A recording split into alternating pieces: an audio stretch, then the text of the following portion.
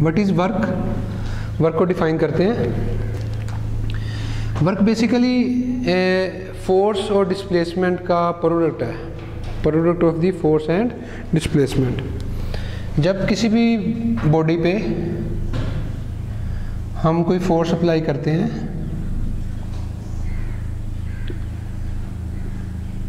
अब फोर्स के अप्लाई करने के साथ साथ बॉडी ने ये डिस्प्लेसमेंट भी कवर किया है, ये डिस्प्लेसमेंट है एंड दैट इज फोर्स।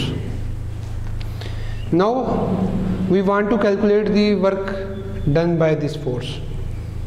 इस फोर्स ने कितना वर्क किया, तो उसके लिए हम सारी फोर्स को डिस्प्लेसमेंट से मल्टीप्लाई नहीं करेंगे, सारी फोर्स को डिस्प्लेसमेंट से मल्टीप्लाई नहीं करेंगे, क्योंकि ये सारी की सारी फोर्स वर्क नहीं कर रही, बल्कि इस फोर्स का सिर्फ वो कंपोनेंट वर्क कर रहा है, वो कंपोनेंट डिस्प्लेसमेंट करवा रहा है जो डिस्प्लेसमेंट के पैरेलल है। तो हमने इस फोर्स के कर लिए दो कंपोनेंट्स। ये फोर्स का कंपोनेंट जो है ये डिस्प्लेसमेंट के पैरेलल है। Angle between force and displacement is theta.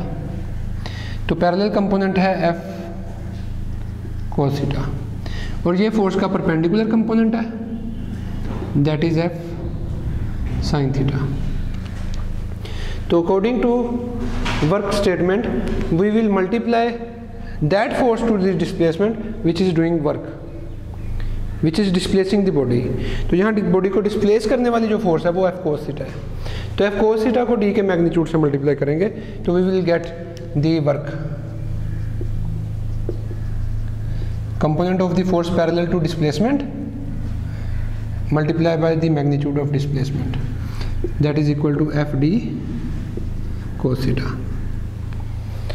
तो in other words we can also define work as the dot product of force and displacement, क्योंकि डॉट प्रोडक्ट को भी ओपन करें, जैसे आप जानते हैं कि ए dot B is equal to A B cos theta, तो it's mean F D cos theta will be equal to F dot D. The scalar product of force and displacement is equal to the work. Work की definition क्या होगी? If a force acts on a body and displaces it through some distance, then we say that work is done by the force.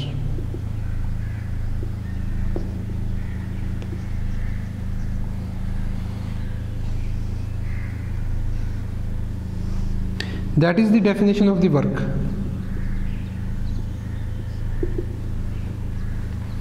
तो अगर कोई force body पे act कर रही है और उस बॉडी को डिस्प्लेस कर रही है तो तब हम कहते हैं उस फोर्स ने कुछ वर्क किया है। वर्क एक स्केलर क्वांटिटी है।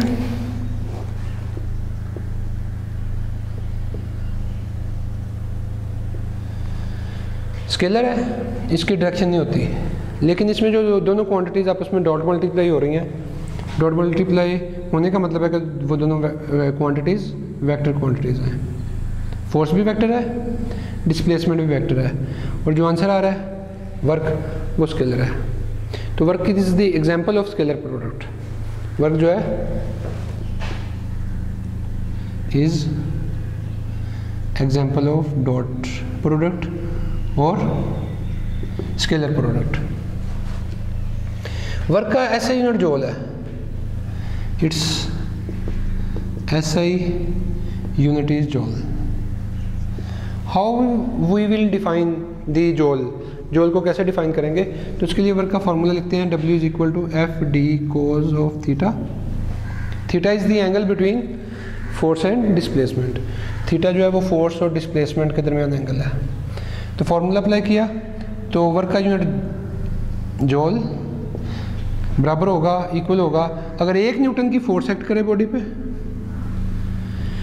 और उसे 1 मीटर की डिस्प्लेसमेंट कवर करवाए अपनी ही डायरेक्शन में, और अपनी ही डायरेक्शन में मतलब एंगल जो होगा वो 0 डिग्री का होगा। मीन्स 1 न्यूटन की फोर्स हो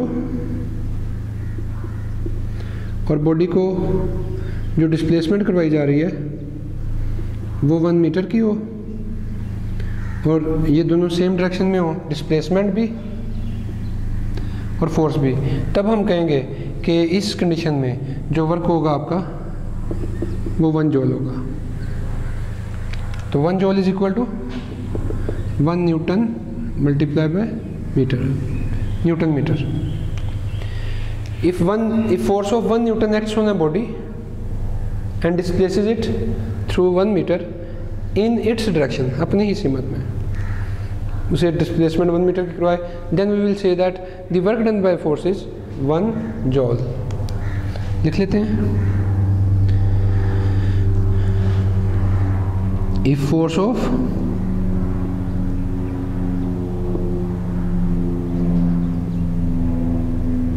displaces a body through 1 meter in its direction, then the work done by force is 1 joule. Its SI unit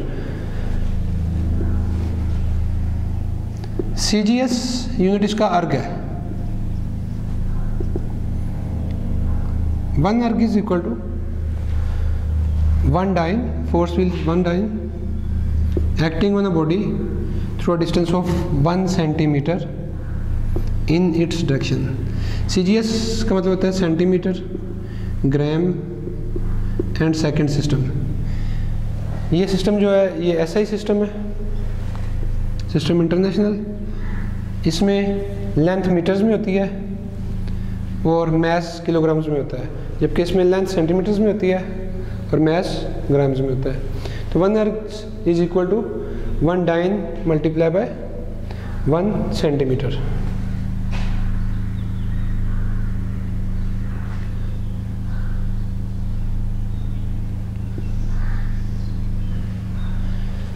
What is the relation between joule and arc?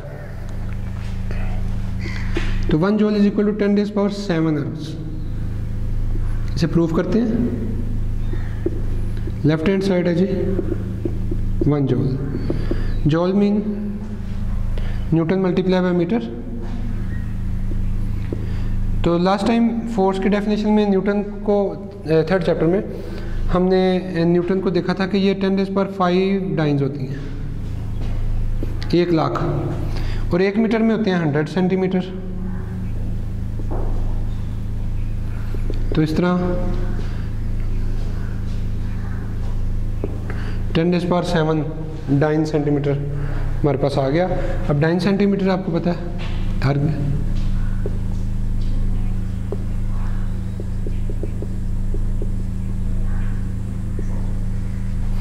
That is the relation between joule and arc.